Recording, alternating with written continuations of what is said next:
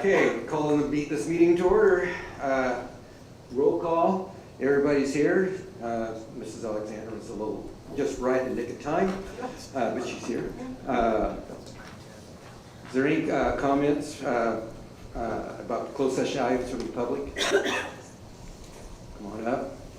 And just use your student's number, please. You don't need to report your name. Okay, it's about number 2324 966. We didn't quite hear you. 2324 966. It's the final one on the list. So I'm here to speak on behalf of my child who is up for expulsion. We are trying to request a suspended expulsion with alternate placement for the time being. He's had, I know his file doesn't look great. He's had a long history of mental illnesses that have caused other outbursts at school. He's been in therapy and stuff. He has made incredible strides over the last few years. From middle school through this year of high school, he's done so much better in improving. Unfortunately, there was an incident that happened. There was some information that came out after the fact. He is on an IEP, so we had a manifestation determination meeting. It came out after the fact that the student he had a confrontation with had actually made physical contact with him in the locker room before he did what he did to get himself in this situation. I think if we had known that before the manifestation meeting, it would have played a different role due to what his IEP is for. Unfortunately, that's not what happened. So I'm just trying to get it out there, and hopefully you guys will kind of understand. I think the whole situation wouldn't have happened, I think, if there wasn't that extra contact that the other student initiated first from there. Unfortunately, there was some hands-on with the teacher as well that was trying to break it up. I know that also looks terrible. He was just in the moment, still just very adrenaline rush going on. The teacher had grabbed him and was pulling him away, and he pushed him off of him.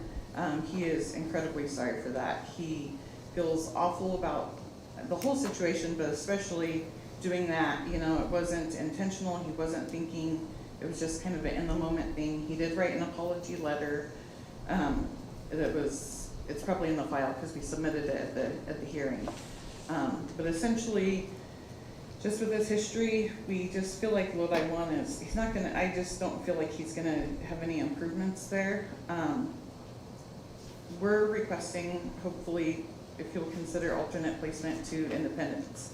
I feel like just independent study, giving him time to focus more on himself and his schoolwork, not have the distraction of hundreds of other students around him all day, would just help him get back on the right track. Like I said, he has been doing strides better the last few years, and I have no doubt he's going to continue to improve. Unfortunately, we just switched insurance, so we are through the process of finding new mental health counselors and stuff for him, but that is in the running, and we're getting that all squared away again to get him set up with that. He has been seeing the counselors through the school, and even Ms. Borges said that he has just improved so much. So we're just asking for this opportunity for him to be placed in an independent study program so he can focus more on his schoolwork and hopefully get back on track and be where he needs to be without having to leave the district. Thank you. Okay, thank you. Is there any other comments from the public? Good evening, members of the board. Desiree Wise, CSEA. Thank you for a quick minute to address you before you guys go into closed session. I just want to talk about our favorite subject of all times, which is bargaining. I just want to remind you that the way that we show our employees that you care is pretty, with dollars and money. By sharing the least amount of one-time funds with classified staff, it has left us feeling undervalued, and less than. Our classified staff is more than deserving of the one-time funds. Our paras and our cafeteria, our custodians are just as important as our site administrators. And by giving less, you're showing them that they're not as important or not as valued. The other thing I wanted to remind you of, that I know it's not a favorable thing, but I do want to remind you of that, is administrators have their cap on their salary, and their cap just will be also receiving an increase of 5%, and that's not on the table for us. I also wanted to remind you that the one-time funds are being charged to the accounts in which the employee is paid from.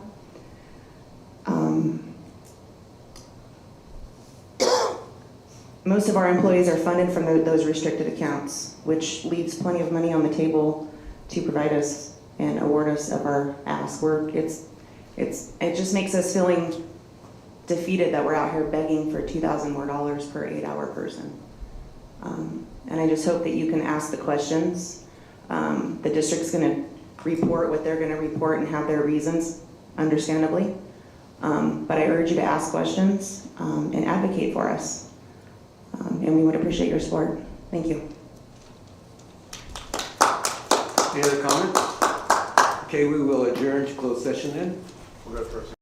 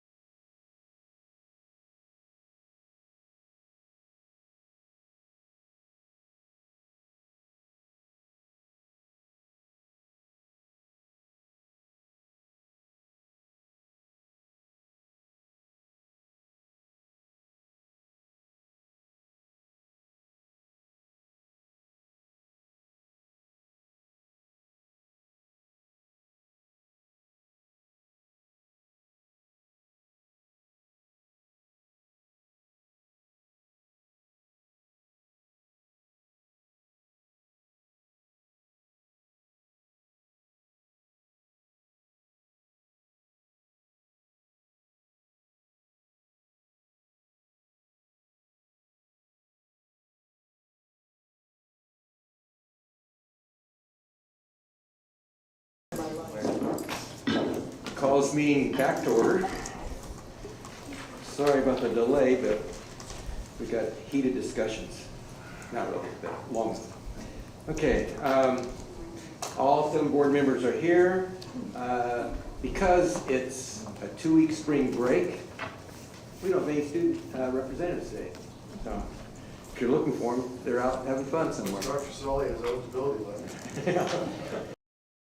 Okay, Mr. Porter, Yes, pledge of allegiance, please. no problem.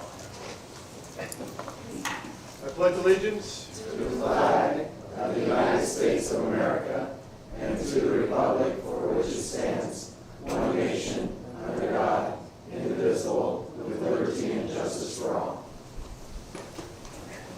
Sir? Okay. At this moment, we're saddened to share that Kenneth Momback recently passed away. He worked in maintenance and operations department at Lodi Unified School District for 14 and a half years. Please join us in extending our condolences to his family and the maintenance and operations department. So please join me for a moment of silence.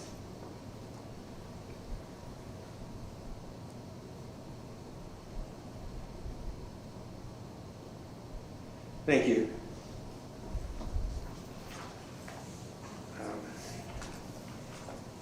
Items in closed session, in personnel matters, Mr.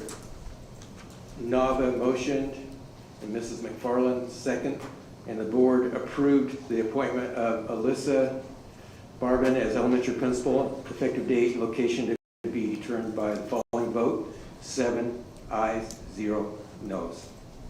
Dr. Ball motion, Mr. Porter second, and the board approved the appointment of Horace Taylor Jordan Henderson as a high school assistant principal effective 24-25 school year, and the location to be determined at a later time.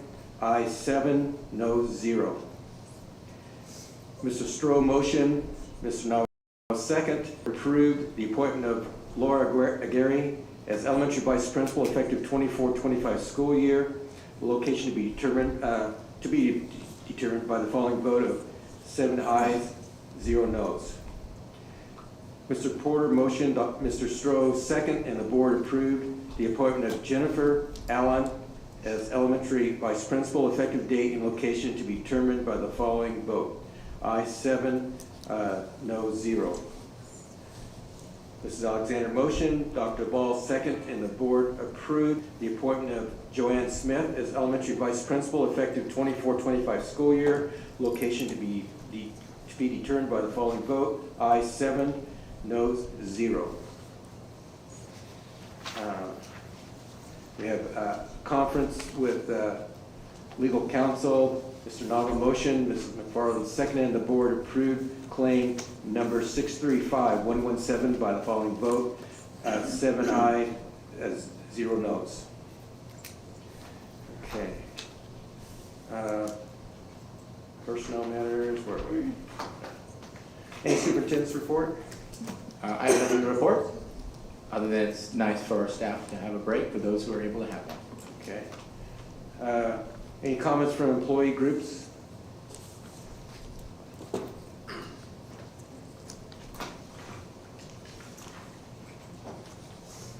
Good evening, members of the board.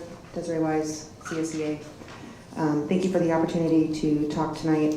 I did just want to report out that I was absent last week because I was at the para conference.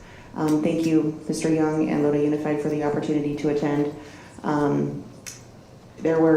know it's titled as a para conference, but there are several different breakout sessions that many of our classifications would benefit from. And I would be hopeful that in the future we could possibly have more individuals attend. Great, awesome presenters. I don't have more pros than cons for sure, so thank you. And with that, I'm going to touch a little bit on recruitment for classified as we're coming up on a new school year. I know Ed Services has been active in recruiting teachers, and I'm just not sure what we're doing for classified employees, and I would love to be a part of that and help out with people. And I know I spoke before closed session about bargaining and all of that fun stuff. But I would like to encourage you to take a look at our salary schedule too, moving forward. And it's hard to recruit when our salary schedule doesn't even represent minimum wage. So I would hope moving forward that that would be one of your considerations and goals for classified employees. You know, we have temp agencies providing plus attendance, and I see something on the agenda later tonight for a contract for, looks like interpreting services, which we do have classifications for those positions. And I think, you know, I know we've talked about it several times in our salary schedule, but I think if you adjust, put minimum wage in the salary schedule and square up our salary schedule like we've talked about before, it'll fix itself. And the pay will go up and employees may come. So thank you. Thank you.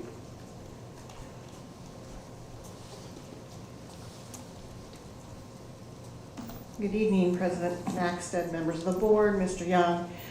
First of all, I want to say thank you for helping to get the MOU done for site closures. Hopefully, there's no wood that can knock on here, but hopefully we won't need it. But in the case there is some sort of a natural disaster, we're coming up on fire season, we're due for an earthquake, something like that, I'm glad that we kind of now have a plan in place. We're still bargaining. Hopefully we will come to some agreement on some of the outstanding issues regarding, that are not really monetary, but, well, maternity leave is, but the maternity leave we're suggesting is budget dust. It would cost somewhere between $50,000 and $55,000 a year. That's nothing. And when you have a budget that's in the, you know, hundreds of millions of dollars. Anyway, and then also getting language in around transitional kindergarten. We also need to shore up some of our language around kindergarten and the differences between TK and K. So hopefully, again, those are non-monetary, but those are pressing issues. We need to conform to ed code, and right now we're out of compliance with that. So, so I have, whoops, I'm hoping that that happens. We do come back to bargaining the first week back break. So my other thing, I'm very fortunate that I could go to Hawaii again, but it's a work thing. And I'm gonna be going through the National Education Association. And one of the things, well, a couple, that we're gonna look at is I'm gonna get to spend some time in a native Hawaiian language immersion school, which is also a community school. And I'm hoping that I can learn about those. I'd like to bring some of that back and talk to the district about moving forward with a community school. So even though I'm gonna be in the sun, I'm gonna be working, but it should be really interesting, and yeah, I'm looking forward to it. Thank you. And then you'll be working a lot in Hawaii, right? You know what, I'll tell you. So I fly in on Tuesday. It starts Wednesday, Thursday, Friday, Saturday, and I am gonna stay over. It actually ends Saturday afternoon, but it was cheaper for me to fly out on Easter Sunday, so I ended you know, in the beginning and at the end. And I actually have family there in Hilo too, so I'm hoping to maybe see some family. But yes, that I looked at the schedule for Wednesday, Thursday, Friday, Saturday, and it is booked. Okay, I was just checking. Yeah, it's booked, so yeah. Anybody, any other groups? Okay, thank you. We'll move on to comments from the public. At this point, a 20-minute time period has been set aside for the public to address the board on items not listed on the agenda. Each public speaker will limit their comments to 3 minutes. The board cannot engage in dialogue about public comments because of restrictions placed by the California Brown Act. Make sure you state your first and last name before starting. I have a card for Tammy Braden.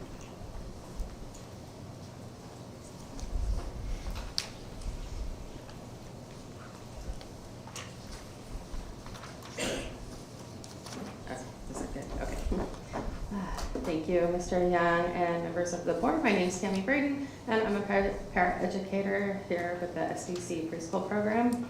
And I just want to say thank you. I was one of the able to attend the paraeducator conference. It was fantastic, and I would really love to see some more paraeducators get to have the opportunity to go in and learn as much as they can at the paraeducator conference. It was a lot of fun. It was a lot of learning, so there's some new stuff that I was able to learn, and hopefully I can bring that back and transfer that to the classroom as well. And then, so the other thing that I wanted to just kind of give you guys a perspective on, as far as even just the one-time funds and increasing, maybe think about increasing the one-time funds. So as a paraeducator, we don't get to work the full 8 hours a day. A lot of, some are 6, 4, some are 3 hours a day. And I just wanted to, give you a little perspective. So without taking any benefits, like a take-home pay is roughly about $1,800. And then that only leaves, if you factor in rent, on the low end is what, maybe if you're lucky you can find rent for $1,100. So that leaves you $700 a month to pay for gas, food, especially if you have kids, multiple kids, that's gas, food, and then just maybe a car payment, insurance for the car payment, and then also your health benefits as well if you have any other outstanding things, just everyday living. You gotta go buy clothing, shoes, and stuff like that. So increasing even just the one-time funds, I think is a benefit to everybody because it's prorated from the 8 hours. So, someone that works 4 hours isn't gonna get a full $3,000. They may be lucky if they get maybe another $1,500 from that, maybe. So just really trying to give you a perspective, like, think about what people are going through. A lot of people are single parents. They have to work multiple jobs just to make ends meet, to help provide, more security for their family and stuff. So I just wanted to kind of share that with you. I don't know if you guys have ever thought about that or if it was ever a consideration or anything like that. And it would help maybe if you fix the salary schedule, it might help them where they don't have to work multiple jobs. And working multiple jobs means that maybe their kids are going to be more absent from school because they're home, they're tired, when they come to work, working multiple jobs, it can have an effect on the kids that are there at school as well. Being tired, you're not up there, there may be days where you're not working to your fullest, energy and stuff like that. So if you're tired, you might be a little bit more grouchy or, a little bit more moody, which sometimes can have an effect on the kids because the kids can feel that energy when you're in the classroom. They feel that from you, so that goes off with since their energy level through the roof too. So but I know my time is up, but thank you for letting me speak. Okay, that's the only card I have. Okay, moving on. Where are we then? Oh, consent agenda A. The public may address the board on consent agenda A, which is just routine business.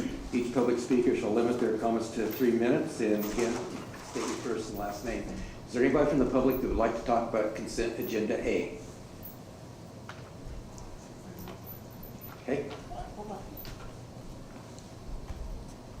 Yes, so I'm looking at item And 1. you are? Oh, I'm sorry, Lisa Wilkins, LEA. So I was looking at item 1A, consent agenda, the consent agenda, and we're almost doubling Windwalker again, and I guess I would like to understand why. And the other one was amending the contract with our legal service provider for SELPA from $200,000 by another $75,000. Really concerning that, we're spending this kind of money. I know we doubled our amount of budgeted amount for Bogart, which does the contract negotiations. I've seen her Porsche out there. I'm sure we paid for it several times over. So this really concerns me that we're spending this money. Okay. Any other? Come on up. Desiree Wise, CSEA. I too was going to comment on item A1 because of Windwalker. As you know, it was a lengthy discussion a few board meetings ago when they were going to go out to bid. Just to share with you, CSEA did submit a demand to bargain, or not a demand to bargain, we did submit a request for information. We did ask to receive that information by the 6th. Last time we were in bargaining, we hadn't received that information to date. Later that day we did, so thank you, Mr. Khan. I look forward to reviewing the information with you guys. We do bargain on the 27th. If you're bored and would like to attend our session, please join us. But like I already said, recruiting, I do feel that this is a service that CSEA can provide. It might, require a plan and some new job descriptions, but I think the potential is there. And the same thing, like I commented already previously on item A13, the addition of the HANA interpreting services. Once again, those are jobs that our staff could provide. So, thank you. Any other comments from the public? Okay, is there anybody from the staff or the board who'd like to pull any items from consent agenda A? Would you say one? I'm sorry, what was it? A1. A1?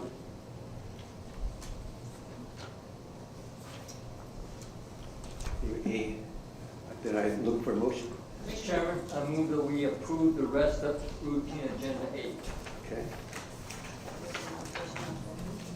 You second it? Okay, so we have a first and second then. Dr. Ball was the second. Okay, we are looking for, can we vote now? Or do we have to wait? Unless the board members have any, well, no, you've all approved this one, I'm sorry. So yes. Yeah. Except for motion and second, so yes, vote. Okay. I got it on my, see, did it again.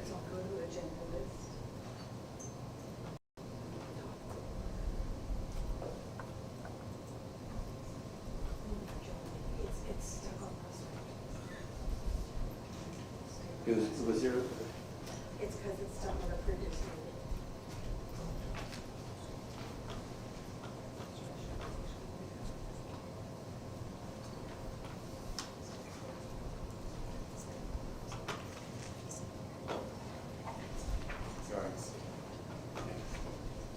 Okay.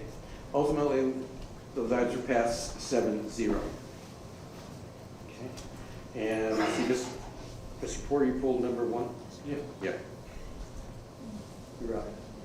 I just had a quick question about the windwalkers as well. Is that something, Mr. Khan, that we could rule eventually into having our own people do that? Or is that something that's just, is this a Band-Aid for the current time? I'll leave the negotiation discussion to the negotiating teams. But this is something we needed for the current time. One of the surprises was certainly the bus bar incident in McNair, where the site was without electricity for almost 13 days. And, no electricity, no fire alarms, no intrusion alarms.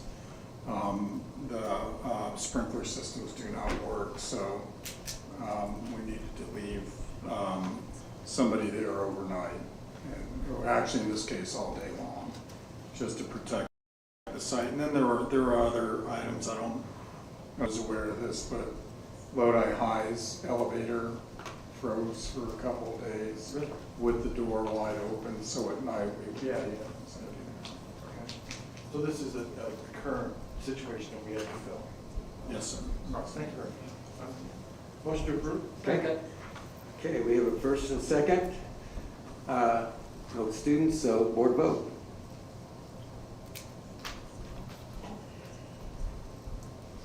Computer worked.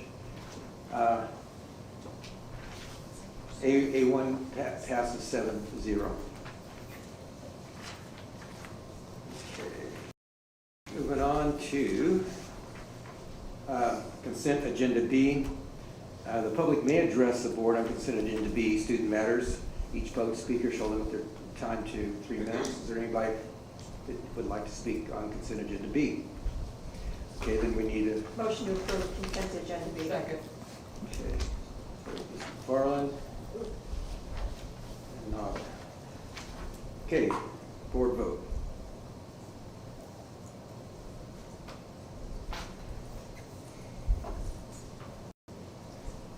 Consent agenda B passes 7-0. Okay, moving on to other action items. The first one is transportation plan, Mr. Khan. Thank you, President Knackstead, members of the board, and Superintendent Young. This is your transportation plan, which is now required as a formal adoption by the board. There are no changes to this with this item. The results of the survey that was public or presented to the public are attached as well. After this adoption, assuming the board adopts, if there are no revisions or changes to this plan, the board won't need to review this again for 3 years. Yeah, we'll take any Comments, concerns, questions? Any public comments? I move we approve this item, sir. I'll second. Okay. Board vote.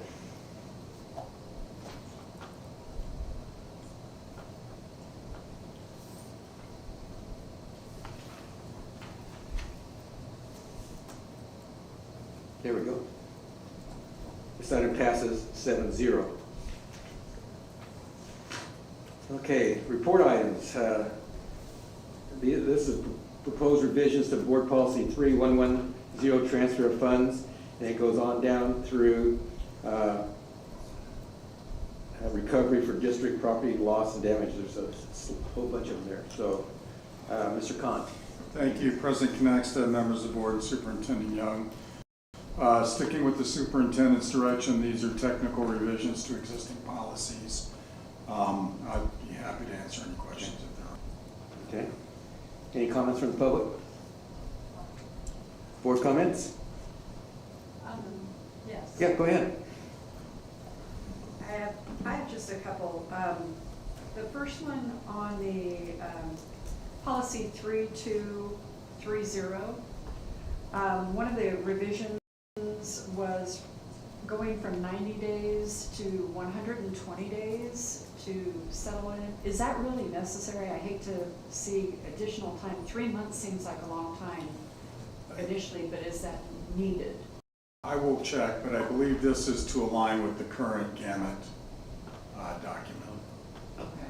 I would like to see things be very expedited as we look at that. Also, I noted on several of these, and I have a list of them and I can forward them, they stated revision on them, but there was actually no revision noted. And so is there, how, you know me, I'm kind of persnickety on some of those. Yes, I get nervous about commas and capital letters and so forth. I'm not even going into comments Yes. at all. So, Mr. Knackstead, members of the board, specifically your question, Mrs. Alexander, even when we don't bring revisions as in technical or significant changes, part of that process is to bring those back to the board, to update the board on it, and then we update the revision date. So it's in alignment with your bylaws in order to bring back both changes and board policies that aren't changing. So we are updating. So basically, they don't say 1998 on them. So it falls under the revision process, but in fact, what we're just doing is updating that policy, as in we are showing it into the light. And so I noted on some of those that they said reviewed, and then there were no changes, so I assumed that that's what was happening. But when I see the word revision on it, but then I look at the policy and I see no red redaction or changes on it, then it makes me wonder, was it actually revised? See, this is that Sherry Alexander thing where she Is that what it notices. is? And then there's ones that actually do say revised. So I spent a lot of time on this. Appreciate that, and we'll need to check to see if it's just as simple, we put the wrong word on there. If you're not seeing red changes, it is not a change to the board So then it should policy. just be put down as reviewed, not changed. I will correct? meet with staff to ensure that we are. Okay, it makes it, when I'm looking at 37 of these and going through them, which I would also like to just note, I think there should be a cap on how many going through these is daunting, because I take it very seriously. And 37 of them, the hours of that, can we limit it, maybe Yes. President Knack said to a limit of 15 or so? That's probably I know doable. that's so horrible, but we have so much. Most of this is the fault. Yeah. I think it's the process of expediting the changes since they've been pending for so long. Yes. Yeah, And but to both your points, I know that for Mr. Khan, who has an exit date, he is trying to be diligent to get all of his through, knowing he will not be here. I may have said, you can't leave until you get all these done, but in essence, what we're trying to do. However, to your point, it is a lot to read, and so we'll have a discussion in cabinet tomorrow to make sure what we're doing, we're not piggybacking multiple departments all at the same time and causing a lot of, I mean, it's a lot, and I get that, and I weigh that heavily, and so we'll discuss that to limit that, and I'll talk with Mr. Connexted about that as well. Thank you, I appreciate it. Absolutely. I'm just curious, is persnickety a legal term?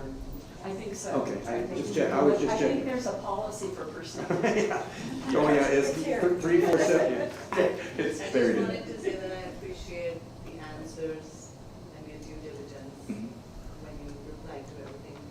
I had a bunch, but I was satisfied with the answers, so thank you. That's good. I have anxiety about Mrs. Alexander noticing things that her English teacher taught her Sure, back that'd be all before you get in middle school. And those 3 a.m. Ah, yeah. emails where Yeah. you can just come to expect them. We do. Okay, any other comments? Motion approved. This is just, this is. Report. oh, Report, This is a sorry. report, sorry. That's all right. It's okay, go on. We'll repeat. Keep moving, huh? Okay, what we got going on? More board revisions. Dr. Solly is up for this one. Thank you, President Connexted, members of the board, and Mr. Young. First off, apologies for the length.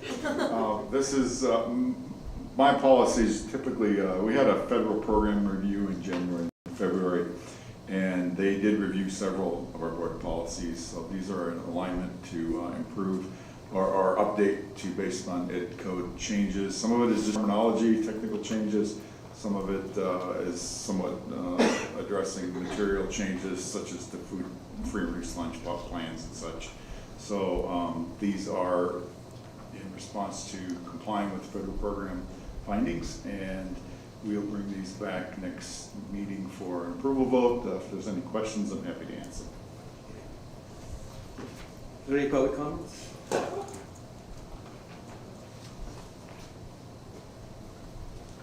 President Connexted, members of the board, Superintendent Young, Mr. Solly. So on policy 5141, which is healthcare and emergencies,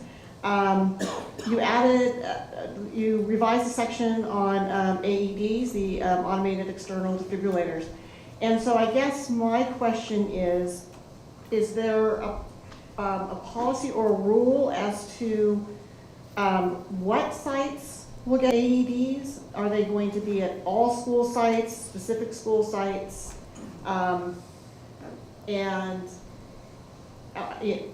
how are you going to notify school site staff as to where these devices are?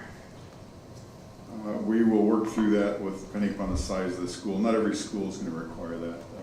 Mr. Khan would like to add to this.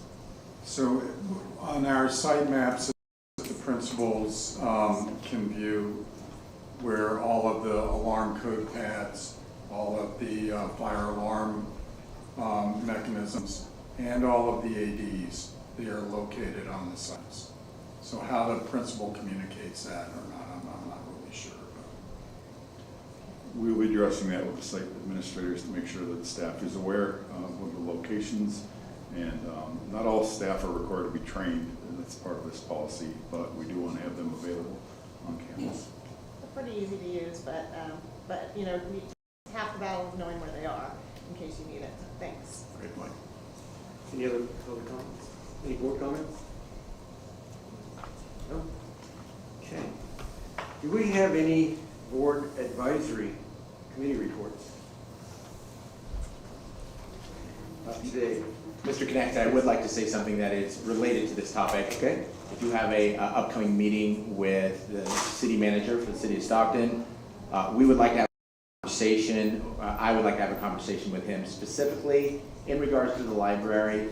It looks more and more dilapidated out in front of McNair High School, and it sends a message, and I feel it's necessary to have that conversation to see where things are in that process and what we can do to send a better message to our students as they walk by on a daily basis at McNair High School. If you haven't seen it, when you drive down West Lane, right in front of McNair High School, what was supposed to be a community library doesn't feel like anything but a dilapidated, half-built building, but that's a relationship with the city manager that I need to have in order to ensure that we have the communication. Thank you for doing that. Mr. Young, we used to have a 2+2 with the city of Stockton, and that issue should have been discussed in those things with some council people and even the city manager. Yeah, and I'd be happy to have that conversation with him and then set up a by two so we can include our board members and city council members as well. I think that's a great place for that discussion to occur. I have a, sorry, thank you, thank you. I just had a quick question.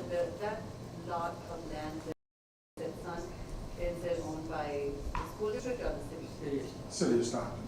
That's an odd spot for them to take the corner. Yeah. It was always an odd thing.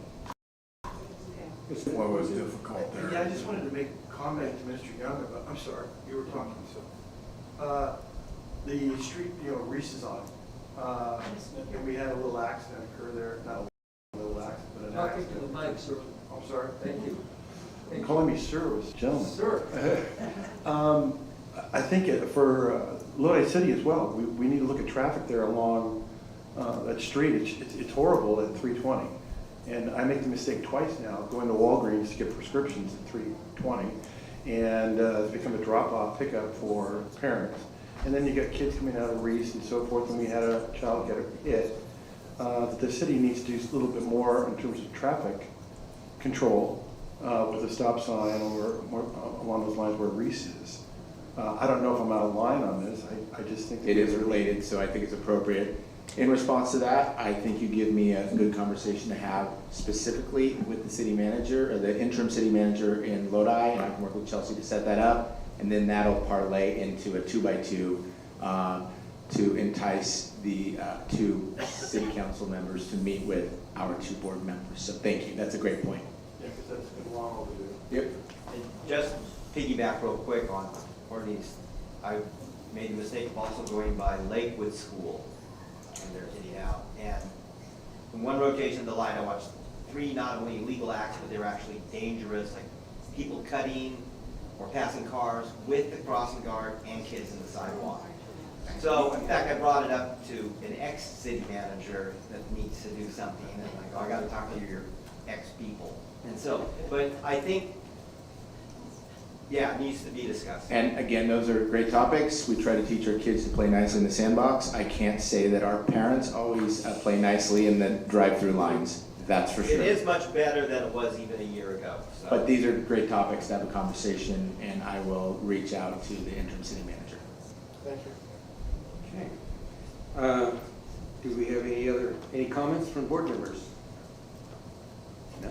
I just wanted to wish everybody a great 2 weeks off and hope everybody takes some time for themselves to just relax and breathe and enjoy some good weather. I just had a quick one. I went to several things last week. One of the things, we ran into each other at the book fair, which was fabulous in an elementary school, but the one I wanted to talk about was Elkhorn. I went to their mission report. Rachel Gregorn, I can't say her name correctly. And what I found interesting, Mr. Connect said was there, they did presentations instead of back in the day, we built missions. If you had a 4th grader, you came to, you sat at the kitchen table, everybody argued, you got the most talented family member, and you built the mission. I love the spin on this, that they were asked to become potters and travel back in time, searching for the perfect location to build the next mission, and they had to sell us. We were investors. Now, as a 4th grader standing there, I will tell you, I found it quite comical because it was Mr. Connect, so we're not daunting, we're just, you're right, we're just sitting there. But Mrs. Gilmore was sitting there, and Mrs. Shiras, retired 4th grade teacher for probably I'm not even gonna guess. Forever. Many years. Many years. There was not a mission that they could have tried to sell that she didn't know the facts and how to question them. So these adorable fourth graders sweating, trying to sell their mission to get us to buy in and want to do it. They did excellent. Kudos to the teacher in the classroom for going outside the box with COVID and not having communication skills, because each group was amazing in their own.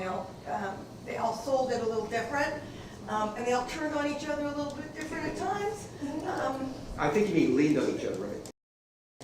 We're going to go with lean on it, but thank you for inviting us. It was an absolute fun morning. But again, I would have hated to have been the group of Mrs. Harris, because there wasn't much I couldn't draw on. So. Did anyone suggest in front of McNair where the library is? That would be a good spot for a mission. No, but I can tell you, one of them used a Clear Lake, and I grew up in Mendocino County and near Lake County, and when I asked the question about the lake, thinking they just picked it because it was between two valleys and thinking it looked right, boy, did they have the backstory on it. And I was impressed, because not only were they able to sell it, but then they each had their little, if they asked these, they picked Audrey's question. They did a really nice job. Impressive communication skills coming off of COVID like that. Good work. I think this library has been planned for 5 years, and it hasn't been finished yet. So that's a complicated thing. I know it is. There's something that gets in the way. Any other? Well, then I'll go. Okay. Okay. All right. Well, I was just following up with Mrs. McFarland. The thing that impressed me is that some of those kids' mission project, you could tell, are going to sell cars.